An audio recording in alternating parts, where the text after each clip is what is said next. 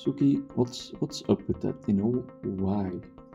What's your deal with the camera? Hi, Yalom, welcome. Welcome back to another Onkruid video. Welcome back to another episode in our series on The Gift of Therapy by Yalom. The book is behind me on the table, so I'm not going to show it right now, but I have a little bit of B-roll showcasing my journey recording this episode.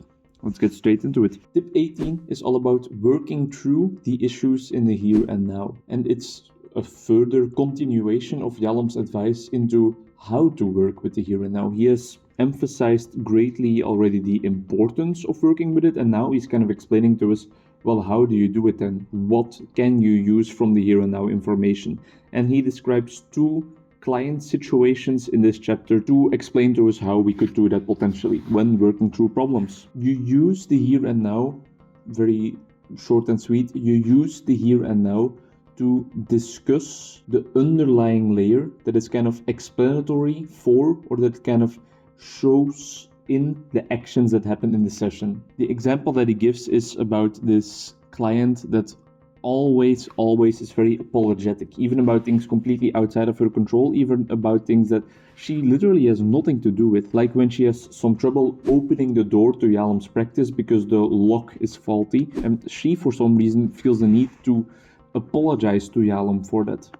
And Yalom tells her, like, why are you always apologizing? Do you know how that makes me feel? And the client is like, probably irritated.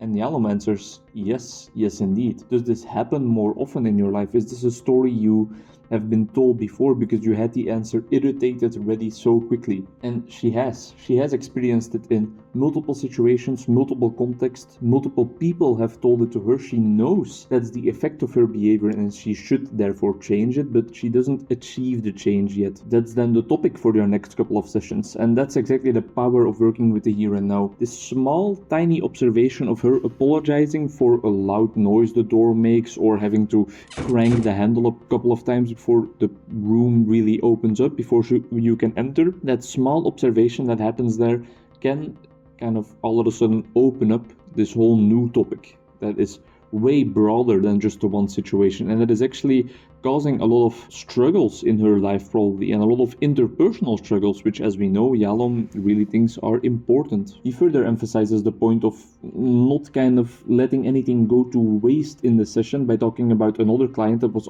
always very critical, that was always critiquing Yalom, their sessions, critiquing everything in her life, also outside of therapy. After a couple of sessions, when things are going a bit better with her, she tells Yalom, I reluctantly or I sadly have to admit that I'm doing better. And Yalom's like, why the reluctance? Why the sadness? And then they stumble upon this idea of, or this feeling of her not being able to feel intimacy towards other people, not wanting to show appreciation to other people because she feels like there will be an immediate intimate relationship and she's scared of that. Her fear of connectedness, her fear of togetherness. Just that small point of critique, one word happening in the here and now between you and your client can all of a sudden show you where the gold lies, where a really important topic might reside that you two have to work on. While digging deep into this one word, Yalom also jumps back with his client to previous situations where the critique was happening,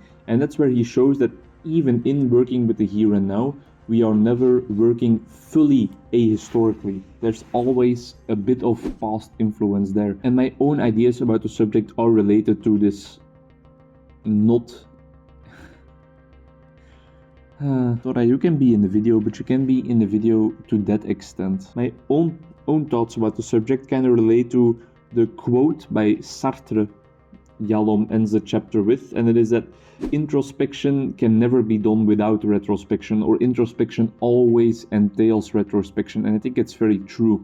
I think that even when you're thinking about the action you are undertaking right now, in this momentary moment, very fleeting, just in the present, there will always be some influence of the past, and you will always think about how that fits into your life story, your identity, which is of course also very much influenced by the life you have been living up until this point. So you can never look at a situation in the here and now or a behavior in the here and now completely ahistorically, and that's also not the point. The point is to not get lost in seeing the past, in seeing your previous actions, your previous mistakes, maybe even your previous relationships or feelings or your attachment relationships with your parents in the past, not seeing them as these deterministic, very detrimental influences on the rest of your life. A couple of days ago, for example, I was joining an open atelier, this very open place where everybody could come and participate and make art on their own or together. And I was thinking about what to make. I had this idea in my head, but I was limiting myself by thinking immediately that it had to be perfect. And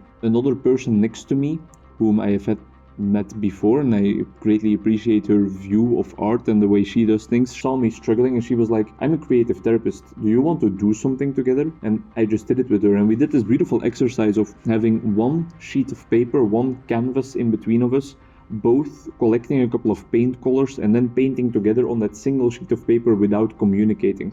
It was all about exploring each other's boundaries and seeing who leads, who follows, seeing what you would do with your colors, seeing who takes the first step in like really making big shapes or who is more focused on small dots, all of those things. And we jokingly talked about afterwards how I am way more of a people pleaser, of a follower, of a Suki.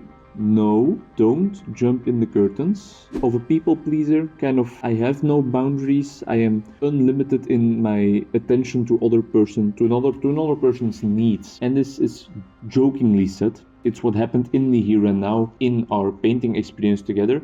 My buddy, the creative therapist, kind of had a little bit more to say about it, a little bit more interpretations related to what happened. But I, of course, was thinking way more about how this relates to my entire life story, to how I see myself, to what has happened in the past, where I should have had boundaries but didn't set them, where I let people just completely run over me. And I think that's exactly what Yalom wants to get at in this chapter, is that even a small little thing happening right here, right now, momentarily, fleeting, temporary, can give you a lot of information about the relationship, about the person, and about their past and how they see themselves and how they want to see themselves in the future. For me personally, for example, this could mean that I think about like, well, maybe I want to set more boundaries. Maybe I want to be more daring. Maybe I want to take the lead a little bit more in the future. And that's all fun things to explore and work with that I discovered I want to work with after standing still for a second in the here and now and thinking about this problem that I'm working through. Thank you very much for watching. Hope to see you in the next one. Bye-bye.